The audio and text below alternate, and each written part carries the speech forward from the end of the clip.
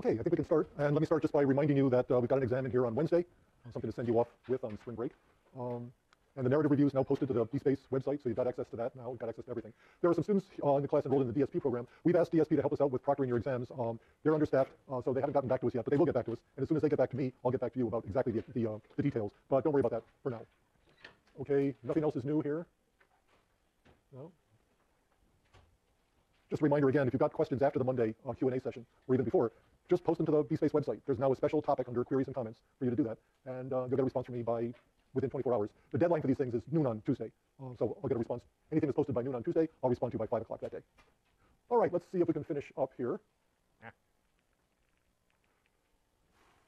We talked about two approaches to social judgment earlier. There we go. Okay, we talked about two approaches to social judgment earlier. One, a kind of pseudoscientific approach that is exemplified by the covariation calculus, and one, a more folk psychological approach that has its origins in the way real people try to explain real things that have happened in real life, Malley's view. And in between, we talked a little bit about the claim that there are certain errors and biases that infect the judgmental process. And I tried to make the point, though I don't want to push it too hard, that many of these errors and biases, the evidence for many of these errors and biases, stems from a misunderstanding about the judgmental process, especially the process of coming to causal attributions, errors that people like Malley are trying to correct.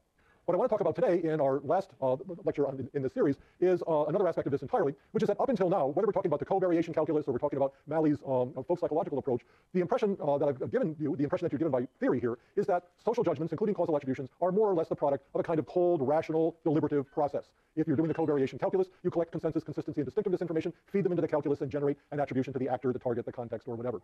If you're working according to Malley's theory, you've got a flowchart where first you distinguish between intentional and unintentional behavior, and then if there are, depending on what kind of behavior it is, then you kind of work your way down the flowchart to produce a particular kind of causal attribution. There is a strong tendency among many contemporary social psychologists to reject this whole view of social judgment as a product of a rational, deliberate process. I spoke briefly the last time about one aspect of this objection, which is what I've come to call the people are stupid school of psychology, which basically says that people don't do anything like that intelligent behavior. Rather, they just kind of produce things off the top of their heads. They don't think too hard about anything. They go for the easiest judgment they can make, and so on. What I want to talk to you about today is a perhaps more serious critique, which is one that basically questions the idea that there's anything like a conscious deliberative process going on in most cases of social judgment. So here we have the traditional cognitive perspective on social psychology, which basically says that whether you're doing impression formation or social categorization or the causal attribution or whatever, you're doing a kind of rational process following logical inferential rules. Over the years, there have arisen a number of reactions to this view of social cognition as cold and rational, one of which can be characterized as a proposal for hot cognition. That is the idea that social cognition is colored by people's feelings and drives, emotions and motivations, and that the interplay of emotion and motivation with cognition changes the rules of cognition a lot. Another reaction has been to put forth an idea that most social judgment processes occur automatically and unconsciously without conscious, deliberative, effortful thought playing much of a role in it at all. Again, the general argument here is that social interaction, and for that matter social cognition, is very constrained by situational influences. This is the argument in social psychology for the so-called power of the situation, and that most of these situational influences take the form of priming effects of various kinds, and priming effects are generally held to be automatic. So if situational influences are mediated by something like priming effects, and priming effects are essentially automatic in nature, then it more or less follows that the effects of the environment on behavior are mediated by these kinds of automatic processes. And in fact, you'll see people claiming that most social cognition, and therefore most social interaction, is in fact automatic in nature. It takes place unconsciously and unintentionally. Now, what do we mean by automatic? Well, the term automatic has a technical meaning in psychology. It comes out of cognitive psychology, studies of reading, studies of the Stroop effect, and so on.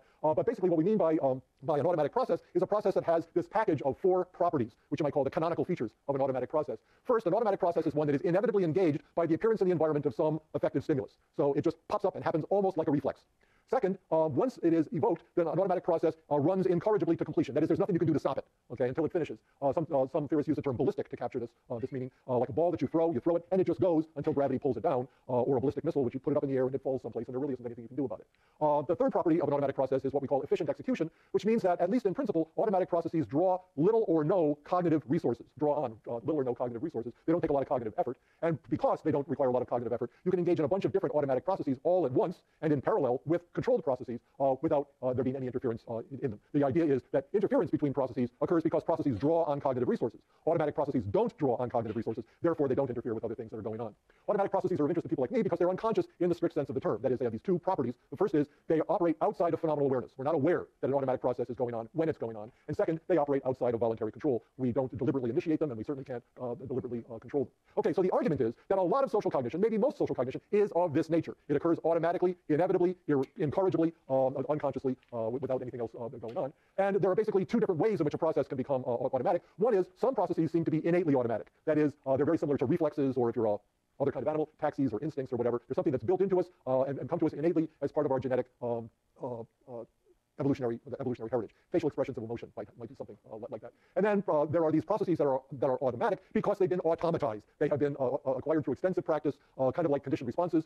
Might be other kinds of habits. If you think about that 10,000-hour rule for the creation of expertise, that's the kind of thing that we have in mind here. A lot of practice will automatize something so that you can just kind of do it without thinking about it. Okay, so the claim then is that far from the impression given by things like the covariation calculus that most social behavior is automatic in nature, it is triggered by the environment, it results from pre-attentive or pre-conscious processing. You don't know what's going on, it just kind of runs off. So this might sound a little bit like Skinnerian stimulus response behaviorism, and it is a lot like Skinnerian stimulus response behaviorism, but it's not exactly, because the proponents of the automaticity argument agree that internal mental representations and processes mediate between environmental stimuli and behavioral responses, something no behaviorist would ever accept. But what they argue is that these internal mental representations and processes run off automatically, okay, without any kind of effort on our part or intention on our part, so that a conscious perception, for example, is just kind of dumped into consciousness after it's been generated by these automatic processes. And that behavior follows automatically from cognition. So you come into a situation, you automatically form an impression of that situation, and that impression automatically generates your response. It's as close to stimulus response behaviorism as a cognitive psychologist can get. The most vigorous proponent of the idea of automaticity in social cognition and behavior is John Barge, a psychologist now at Yale, who actually does point to Skinner as kind of an inspiration here. But the important thing about this quote, which is early, I'll show you some later ones in a minute, is that, again, the link between automaticity and situational causes, and then the more we know about these situational causes, the less need we have for postulating internal conscious mediating processes to explain them. Here is an example of, there's a classic experiment by John Barge. It's a very, very, very famous experiment that illustrates the essence of his argument and kind of how automaticity is supposed to work. In this particular experiment, Barge and his colleagues brought subjects in for what was presented to the subjects as a language processing task. They were given little tiles, I think it was, with words on them. They were all scrambled up, and they were asked to unscramble the words so as to make coherent the sentences in proper English. One group of subjects got a bunch of words that had to do with the concept of rudeness, words like aggressively or rude or bother or disturb. Another group of subjects got a whole bunch of words to work with that were related to the concept of politeness, like respect and appreciate and considerate and so on. And yet a third group, the control group, got a set of words that were neutral, that is, had nothing to do with either rudeness or politeness, like occasionally, rapidly, gleefully, or so on. So the subjects were set at this task. They were given these little decks of cards and asked to turn them into sentences. And then at the end of the experiment, they were asked to go outside and see the experimenter for their reimbursement, for their participation. And when they finished the experiment, they went out to find the experimenter, and they found the experimenter engaged in a conversation with another person who was in fact a confederate of the experimenter in on the thing. And the experimenter then assiduously ignores the subject for the duration of about 10 minutes. Now just imagine coming out of your RPP experiment, and you're trying to collect your credit, and the experimenter is standing there talking to somebody else, and you're cooling your heels for 10 minutes. You're likely to get annoyed. And what the experiment was all about, never mind the words and the scrambled sentences and all that kind of business, what the experimenters wanted to measure was how long it took the subjects to interrupt the experimenter and say, hey, pay attention to me. What I want you to do is to take care of business. Here are the results of the experiment. We've got the percentage of subjects who interrupted the experimenter. That is, if you didn't interrupt the experimenter, you sat there cooling your heels for a full 10 minutes. And what you see here is that subjects who got the scrambled sentences containing rude words, about 65% of them interrupted the experimenter and said, hey, pay attention to me. Subjects who got the polite words, that was about 18% interrupted the experimenter. And the subjects in the neutral condition right nicely in between. So the general argument here is that by virtue of reading words that had to do with the concept of rudeness, that did one or the other or both of two things. First was, it made you more sensitive to other people's rudeness, or it made you more rude. Okay. Similarly, if you read a lot of sentences about that had polite words in them, apparently it made you more polite. But the whole idea was that wasn't the task. Subjects weren't asked to become rude or to perceive things as rude. The argument is that all of this happened automatically. Seeing words related to the concept of rudeness made the person more sensitive to rudeness and made the person more likely to behave accordingly. Seeing words related to the concept of politeness made the person more sensitive to politeness and made the person behave more politely. And all of this happened unconsciously, automatically, without any intention, without any effort on the part of the experimenter. There are by now, there were before this, and there have been since, dozens and dozens and hundreds of such experiments in the literature. Many of them are summarized in the Fisk and Taylor book. They spend a lot of time on this automaticity argument. But most of these studies have the same kind of quality to them, where subjects are primed to be sensitive to some topic or to engage in some kind of behavior, and then do engage in that kind of behavior. And the argument is that all of this occurs automatically. Okay, so there follows from experiments like this a trend in social psychology that I characterized as the automaticity juggernaut. Juggernaut is a vehicle that you see in Hindu myths and stories that kind of runs over everything in its path. And in some respects, the concept of automaticity has done that in social psychology. It has captured people's attention in the most amazing way. But the general idea behind this is that social cognition, social behavior are largely the product of automatic processes. That people's conscious percepts and goals and expectations and beliefs don't really matter to behavior. All that really matters is that certain kinds of ideas, beliefs and behaviors are automatically triggered by a pre-attentive or pre-conscious analysis of the situation. To the extent that consciousness is important at all in this argument, consciousness reflects more or less an afterthought. Okay, your behavior runs off automatically, and then somebody says, "Hey, why'd you do that?" Then you try to think about some cogent reason why you might have done this kind of thing. You give a plausible or acceptable reason for your behavior that has little or nothing to do with why you actually did the thing. The subjects in that Barge experiment didn't interrupt the experimenter because they were annoyed. They interrupted the experimenter because they were primed to interrupt him, okay? And no, in that experiment, none of the subjects said, well, the reason I interrupted you was that I saw all these words relating to the concept of rudeness in the scrambled test, which was why they did it, according to Barge's analysis. If you really want to be naughty about this, the idea behind this automaticity argument is that we're basically zombies, okay? We're basically zombies because we're operating on automatic pilot pretty much all the time. We're primed by various things that happen that occur in the situation, and just our behavior runs off automatically, okay? So that's the general idea here. And if you want some more the proof of it, here we go. 13 years later, John Barge writes a paper entitled "The Automaticity of Everyday Life," play on a book entitled "The Book by Sigmund Freud." The more we know about the situational causes of psychological phenomena, less need for postulating internal conscious processes to explain these things, okay? Again, automaticity pervades everyday life. Automatic, non-conscious processes pervade all aspects of mental and social life. Chose these because they are very strong statements of this position. Here's another one, another clever paper title. If you saw the movie or read the book, mental processes are put in motion, okay, by features of the environment that operate outside of conscious awareness and guidance. Again, the general idea here is that conscious, deliberative thought plays very little role in what we think and do in social situations. And it's not just John Barge and his colleagues and students who think this way. Again, this is a position that's been adopted very widely within psychology. Here's the editorial forward to a special issue of the American Psychologist, the house organ of established psychology in this country. The source of behavioral control comes not from active awareness, but from mental activations of which we are unaware, and environmental cues to which we are not consciously attending, and that have a profound effect on our behavior. That's the general argument about the power of automatic processes to control what we think and what we do in various social situations. Yeah? No, it just means that what...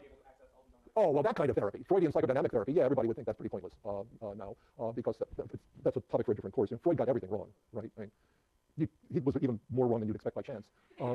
It just kind of shows you the power of a bad theory, right? But what cognitive behavioral therapists will do, however, is they'll do two things. First is they will try to get people to realize what they're doing, even if they're realizing what they're doing after the fact, and then exercise a kind of counter control over it. So if I've got to take my kid to the zoo and he says, well, you know, let's go to the reptile house, and I'm scared of snakes, right? And I haven't finished my systematic desensitization for my snake phobia yet. At least I can, oh, all right, you know, I know what to do to kind of get through that episode. But the other thing that a cognitive behavioral therapist will do will be to help the patient to develop new habits, okay? And with enough practice, then those become automatized, right? If you're a follower of this automaticity juggernaut business. But the idea of the Freudian idea of kind of unconscious impulses welling up out of the id, you know, these monsters from the id, that's something that we don't take too seriously in psychology anymore. But as I'll show you in a second, Barge and his colleagues do refer to a kind of Freudian idea. Here we are. Barge has explicitly put himself in the legacy of Freud, basically as the latest development in what has been called the naturalization of human life.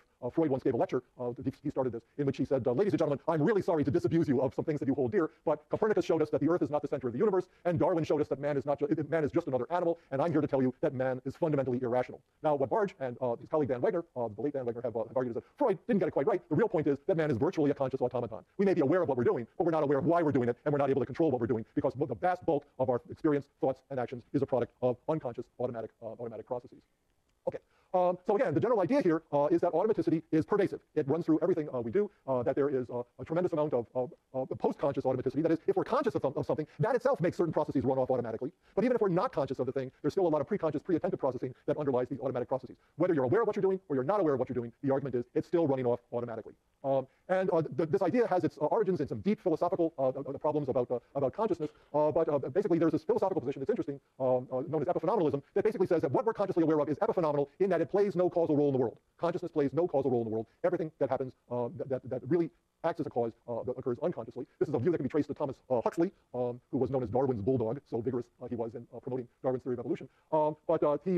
They gave us what's known as the steam whistle analogy for consciousness. Consciousness would appear to be related to the mechanism of the body simply as a collateral product of its working, okay? So that the steam that comes out of a locomotive doesn't have anything to do with what's going on with the locomotive. It's just kind of a byproduct of its working. As a steam whistle, which accompanies the work of a locomotive engine, is without influence about its machinery. Consciousness, in Huxley's view, was just like a steam whistle. You know, blew off, you know, you're aware of it, but it had nothing to do with what actually made the engine go. Now, notice that Huxley talked about the consciousness of brutes, by which he meant non-human animals. But there is since Huxley, a philosophical tradition has arisen which suggests that it occurs to consciousness in humans as well, that consciousness in humans is epiphenomenal. Another source of this enthusiasm for automaticity is what can only be called physics.